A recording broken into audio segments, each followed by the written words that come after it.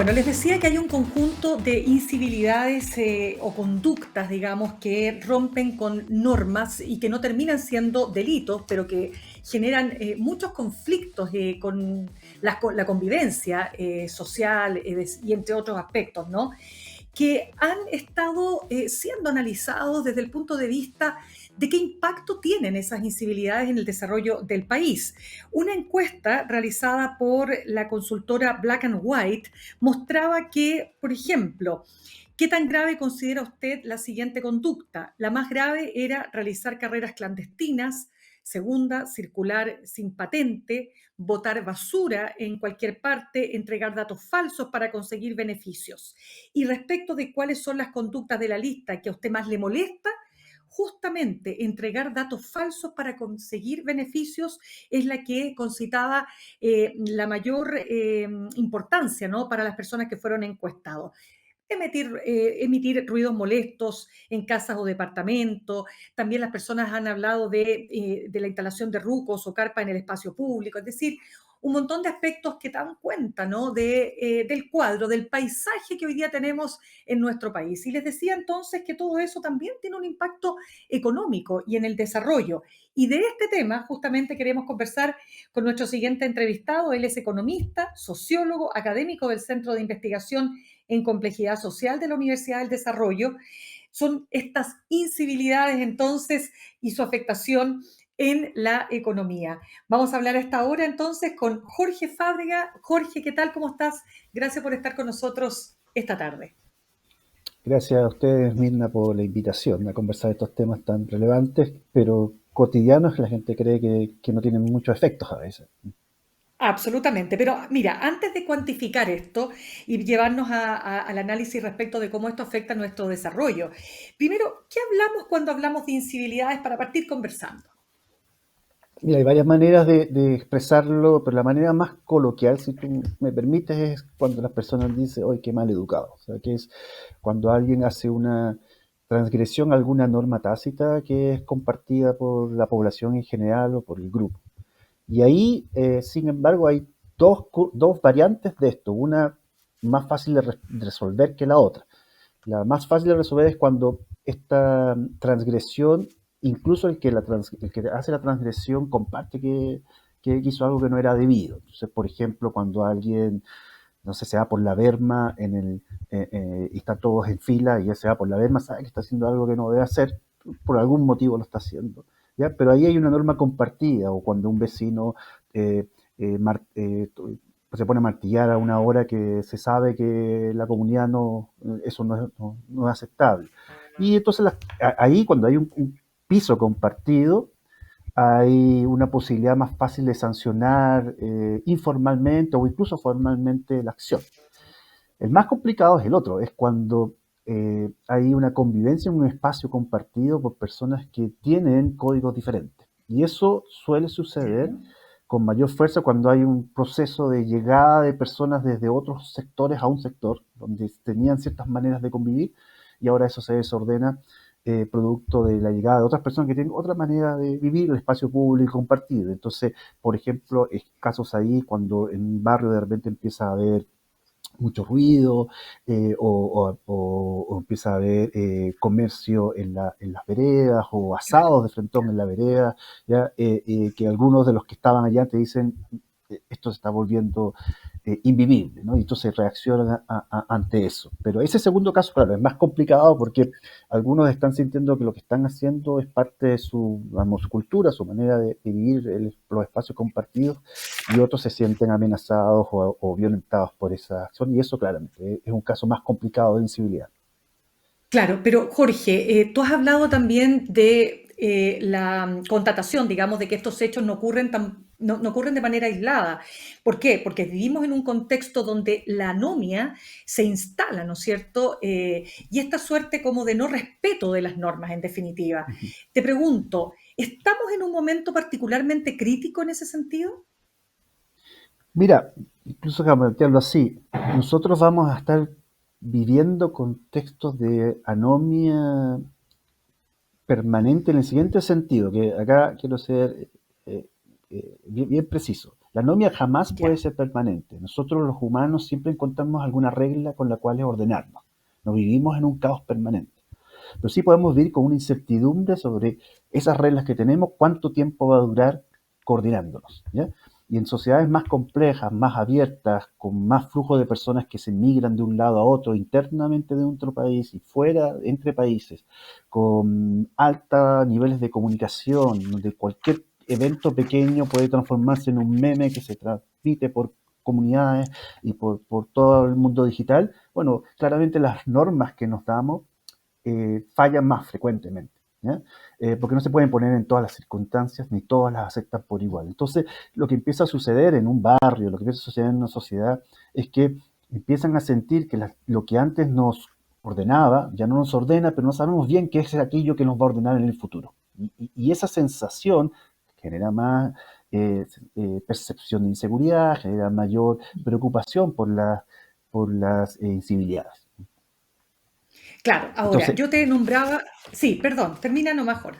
sí, Sí, no, no, solo para terminar el punto. Entonces, es que ahora tenemos una situación económica. Bueno, sí, tenemos una situación en que ciertas reglas que creíamos que existían, y esto vale para cualquier persona en cualquier parte, mira, ya no funcionan tan bien así, porque, porque esto es una construcción en la interacción, no está escrito en piedra, lo que es civil lo van determinando las sociedades a medida que interactúan, ¿ya? Y por lo tanto lo que es incivil al mismo tiempo en algún minuto puede normalizarse y ser considerado parte de lo normal en un contexto. Entonces, solamente para un ejemplo del punto, es, claro, por ejemplo, piensa tú, no sé, ruidos molestos. Bueno, sí, hay ruidos molestos, pero hay ciertos ruidos molestos que son tolerables dentro de una comunidad, por ejemplo, un sábado en la noche, un viernes en la noche. ¿Ya? La gente entiende, correcto. ¿ya? Ruidos molestos Ujú. son parte del Por vivir supuesto. en Claro. un barrio, ¿no? Eh, pero claro, cuando eso empieza a ser los lunes, los martes, los miércoles, algunos van a decir, no, esto es invivible, entonces hay una incivilidad, y otros dicen, no, parte de mi alegría o cómo así yo vivo la vida. Y entonces en algún minuto esto se va a resolver, y se puede resolver de dos maneras.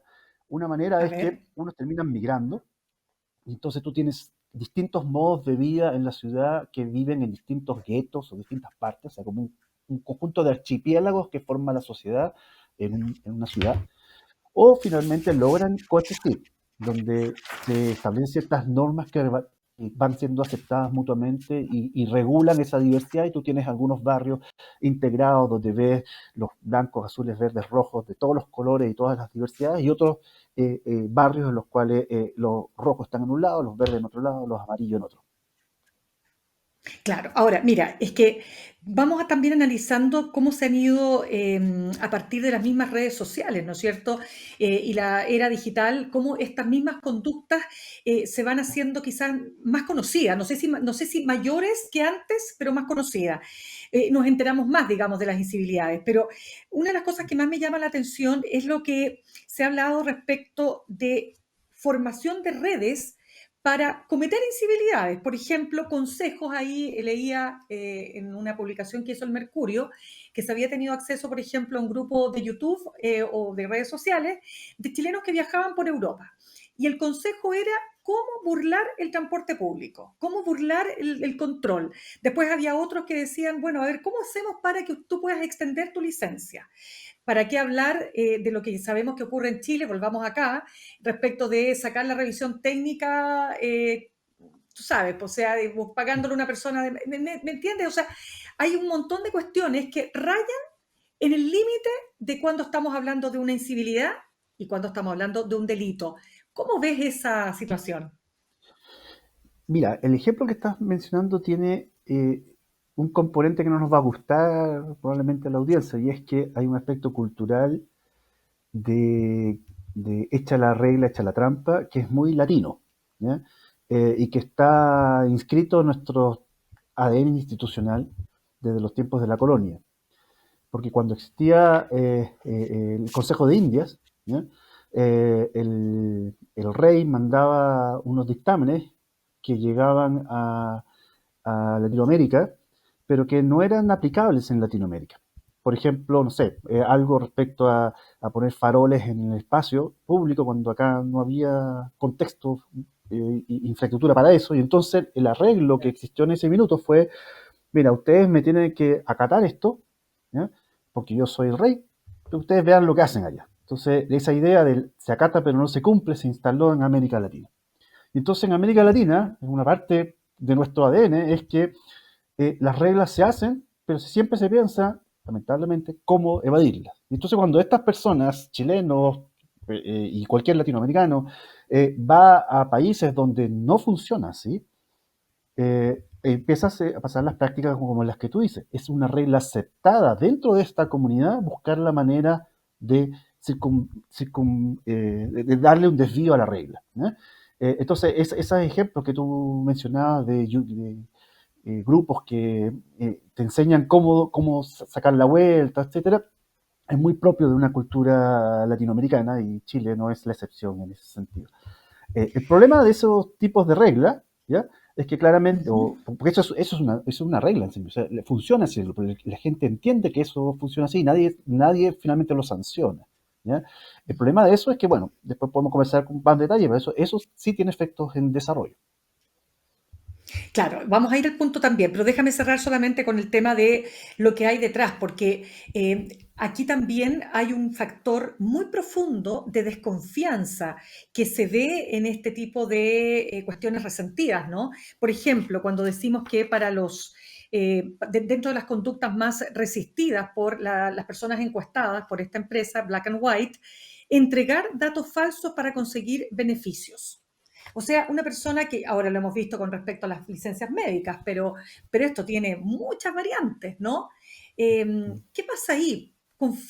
¿Desconfiamos del otro en nuestro país? ¿Sentimos que el otro Bueno, puede cometer algún tipo de irregularidad más de lo que creíamos?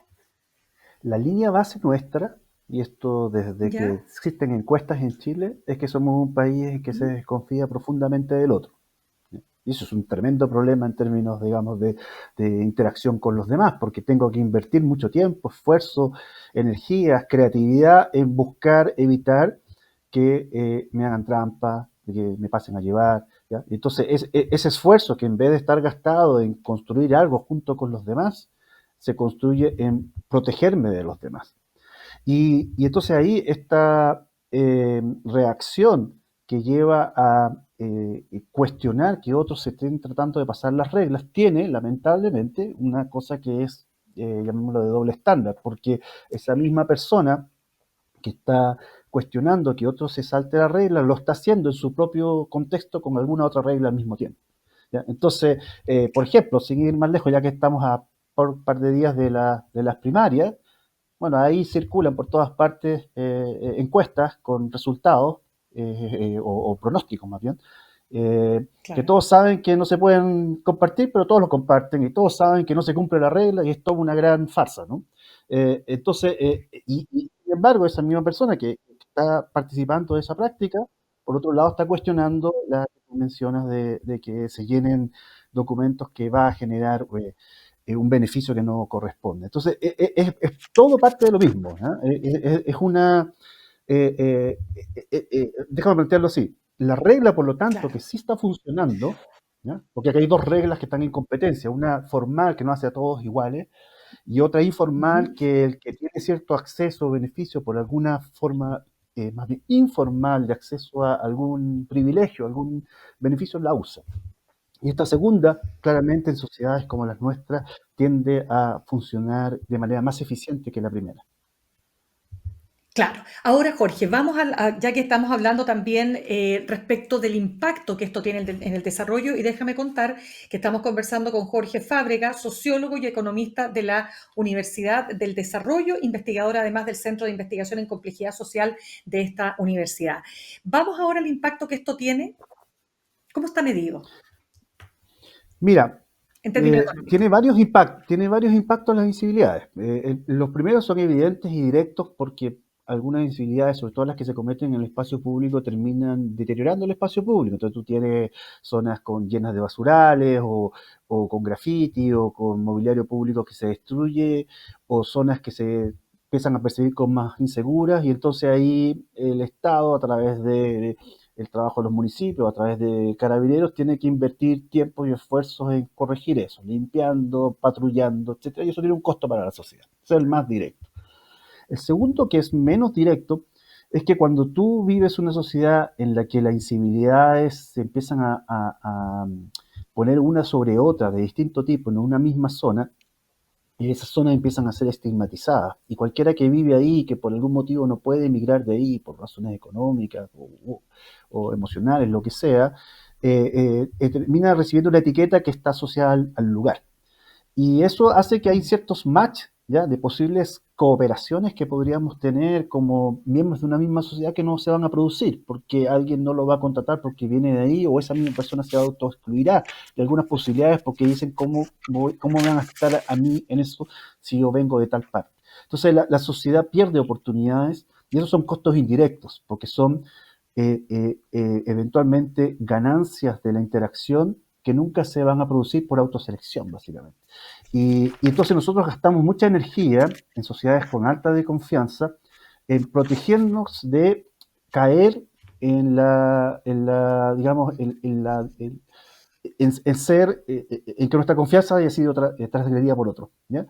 Y eso tiene un costo altísimo en términos de capital social, en términos de oportunidad, y hace que una sociedad que funciona así vive mirando el retrovisor, ¿ya? Con el freno de mano puesto, en vez de mirar hacia adelante, en vez de pensar qué puedo construir contigo que pueda ser valioso, empiezo a mirar cuánto puedo confiar en ti. ¿Y qué sucede cuando eso es así? Bueno, miramos hacia el pasado. ¿Dónde está la gente con la que uno confía? ¿En el colegio, en la vida pasada, en la universidad, para aquellos que tienen una carrera profesional? Allá, en el pasado, está donde tú confías, en Sí. haber pasado mucho tiempo juntos, ¿ya? Y conocerse bien y tener las mismas redes, ¿ya? Y lamentablemente, para crecer en un mundo global, eso no basta. ¿Ya? Porque a veces tú puedes tener a alguien con mucha confianza, pero no es la persona idónea para un tipo de relación, por ejemplo, económica que tú quieras realizar, pero como no confías, te vas allá donde confías. Entonces, eso es una traba, o sea, hace que la sociedad, en vez de mirar qué podemos construir juntos, terminemos mirando cómo nos aseguramos de que no nos vamos a engañar mutuamente. Y eso efectivamente es subdesarrollo, es un mal equilibrio. Tremendo lo que nos cuentas. Fíjate que lo quiero también llevar a un ejemplo que me pareció tremendo. Esto yo creo que pocas personas conocen lo que impacta el robo de carros en los supermercados. Otro ejemplo, fíjate que se roban 250 carros al día en toda la red de supermercados, lo que representa 540 millones de pesos mensuales solo en aquel elemento. Podría ser un buen ejemplo para ver el impacto que esto tiene en materia económica, ¿o no?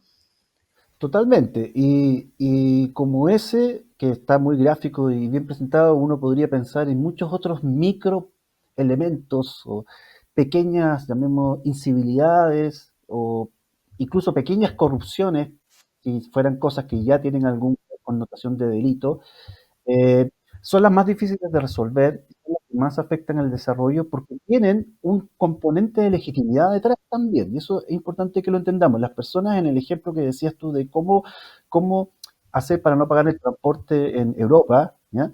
Esas personas están en un circuito que le da legitimidad a esa acción, ¿ya? Y por lo tanto hay dos normas que están colisionando acá. Una que es la formal, que no hace a todos regla igual para todos, ni el hijo de la autoridad, ni la persona que está en la periferia de las redes de influencia en el mundo y que no tiene a nadie que influir, todos están exactamente en igualdad de condiciones. Eso es lo que se supone debería ser una regla formal, ¿ya? Y la regla informal, la que todos tenemos amigos, todos tenemos conocidos. El punto es que en una red, eh, mm, el hecho de que todos tengan amigos no significa que estemos todos en igualdad de condiciones, porque como dice el proverbio, algunos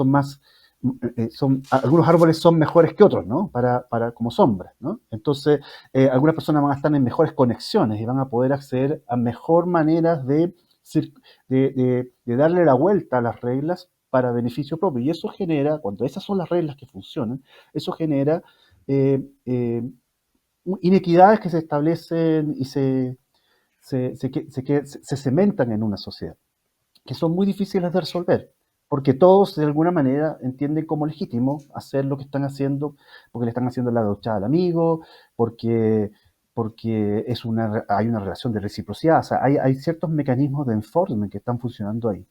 que funcionan a nivel comunitario, pero cuando escalamos esto a nivel societal, ya dejan de ser eficientes y lo que generan es inequidad y subdesarrollo.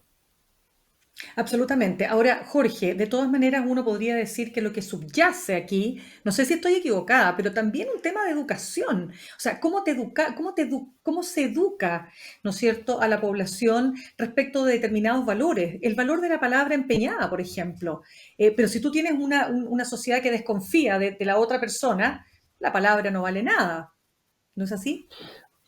Por cierto que el capital social y el capital humano individual puede hacer alguna diferencia, pero yo soy escéptico de que eso sea suficiente, porque acá hay un tema de incentivo. Mira, déjame planteártelo así. Alguna vez yo escribí A alguna ver, columna hace mucho tiempo en la que planteaba lo que hoy día es políticamente incorrecto preguntar, que es ¿en qué colegio estudiaste? Es en realidad una pregunta muy eficiente, porque tú con, no sé, 5 palabras, ¿en qué colegio estudiaste? No sé si son 5, pero pocas palabras, y la respuesta que vas a recibir, tú sabes perfectamente con quién estás hablando. ¿Ya? Es muy eficiente, ¿ya? En términos de incentivo. ¿Ya? Entonces, claro, hoy día es políticamente incorrecto hacer ese tipo de preguntas, ¿por qué estás haciendo esta pregunta? Etcétera, ¿ya? Pero la gente la hace, así como se le da la vuelta a las reglas, porque es eficiente, porque los incentivos están puestos ahí, porque es mucho más eficiente agarrar el teléfono y preguntarle a fulanito de tal que me va a ayudar con la revisión técnica que tú me mencionabas recién, o con por sutanito de tal ejemplo, que va a ser más rápido algún trámite, porque es eficiente. Entonces, podría tener toda la cultura del mundo, toda la educación y todos los títulos, tienes toda diplomas, la razón. Son etcétera, los habido por incentivos. haber, pero los incentivos están puestos ahí. Entonces, esa es una regla que es muy eficiente, ¿ya? Pero por ser eficiente, genera, curiosamente, paradójicamente, subdesarrollo, porque lo que hace es que tú te vuelves hacia tu grupo de confianza en vez de abrirte a las oportunidades de encontrarte con otros distintos, ¿ya? Con los cuales vas a tener que construir algo. Pero eso, claro, hay que invertir tiempo, hay que invertir Claro. tolerancia, hay que invertir paciencia, hay que invertir en una serie de cosas que muchas personas dicen, no, ¿para qué voy a hacer eso si estoy bien como estoy? ¿Ya? Pero una sociedad No, y no va a aparte, crecer, no se va a desarrollar si no lo hace. totalmente. No, y aparte me recordaba lo que dijiste anteriormente, es decir, el esfuerzo que hay que poner, el gasto de energía para evitar ser víctima, no sé, de una estafa, de un engaño o de una situación que te puede traer consecuencias también en términos económicos, ¿no? Por ejemplo, un maestro que te hace un trabajo y porque toma tantos trabajos, te deja con el trabajo botado, después se gastó la plata, es una cuestión que pasa, pero todos los días en este país. La Claro, persona se quedó claro. sin poder construir su ampliación, en fin, no tienes cómo demandarlo porque después la persona dice que no tiene plata. O sea, a lo que voy, te fijas que, o sea, yo insisto y también creo que tú tienes razón en lo que planteas, pero yo también creo que hay un tema cultural, de valores que se asientan, ¿no? En las bases del comportamiento social, digo yo. O sea, por eso te digo, o sea, efectivamente, claramente cuando tú educas a las personas en un asumir responsabilidades por tus actos y desde pequeño, esto se puede reducir en niveles sustantivos, ¿ya? Importante. ¿Ya? Pero lo que no tenemos que olvidar es que, como partíamos esto, lo que es civil es algo que se construye en la práctica, no está escrito en ningún libro, que es ser una actitud civil, sino que es parte del vivir con otros. ¿Ya? Y entonces, cuando eh, tú desarrollas ciertas convenciones sociales que se dan por sentadas, y esas convenciones sociales incluyen, por ejemplo, que es legítimo acudir fuera a saltarse la fila por algún motivo, en algún Por contexto, ejemplo, claro que sí. ¿ya? Cuando eso está instalado como una convención aceptable, entonces la educación no es suficiente como elemento. Tú lo que necesitas ahí Absolutamente, es, sin duda. lo que necesitas es algo distinto, digamos. Necesitas efectivamente invertir como sociedad en producir interacciones entre los que son distintos, ¿eh? En los que siguen Y lo distintas último que te reglas, pregunto, etc. correcto. Jorge, se nos acaba el tiempo, pero muy cortito. Y el factor de la impunidad, es decir, hagámoslo, si total, no va a pasar nada. Bueno, ese factor también está presente, evidentemente, porque y vuelvo al ejemplo que me pareció muy, muy, muy bueno, que tú pones de chilenos o quizás en general latinoamericanos, viendo cómo no pagar por el transporte público en un país europeo, ¿ya? versus el mismo europeo que aunque no lo estén fiscalizando, sí lo paga y ni siquiera se cuestiona por qué pagarlo. ¿Ya? En ese contexto, en el grupo no hay una sanción social a la acción que se está produciendo. ¿Ya? En cambio, y al revés, incluso podría haber una sanción a no hacer el favor a aquel amigo que te está pidiendo que lo ayudes a saltar la fila o a pasearse la multa. ¿Ya? Efectivamente, la falta de sanciones generan un círculo que hace que estas convenciones y estas prácticas se sostengan en el tiempo. Lo que nosotros estamos viendo hoy día en Chile, y para ir cerrando, digamos, es que esas convenciones además empiezan a cruzar con nuevas convenciones que tienen que empezar a crearse porque ya no vives en la homogeneidad que vivías antes y eso no va a volver. ¿Ya? Ese Chile que estaba en lo más recóndito y donde no llegaba nadie y éramos todos más o menos homogéneos, eso ya no va a existir más por una muy buena razón, porque el país, con todos nuestros problemas, es un país que se ha desarrollado. Y cuando hay desarrollo se atrae diversidad, pero para poder hacer que esa integración sea fluida y que los que... y diversidad me refiero no solamente por inmigrantes, sino de personas que vivían en un barrio cuando chicos que se migran a un barrio distinto. ¿Ya? Esa diversidad requiere algunas formas de encuentros en las cuales se construyan esas nuevas normas mientras las antiguas ya no funcionan. Entonces esa anomia que estamos viviendo es parte de un tránsito normal de desarrollo, pero puede terminar mal si finalmente nosotros solamente volvemos hacia atrás a mirar a dónde están nuestras confianzas en vez de tratar de construir escenarios nuevos donde pueda finalmente confiar en que el sistema funcione. Jorge Fábrega, sociólogo economista de la Universidad del Desarrollo, muchas gracias por haber estado con nosotros esta tarde. Gracias a ustedes. Que estén bien. Que estén muy bien.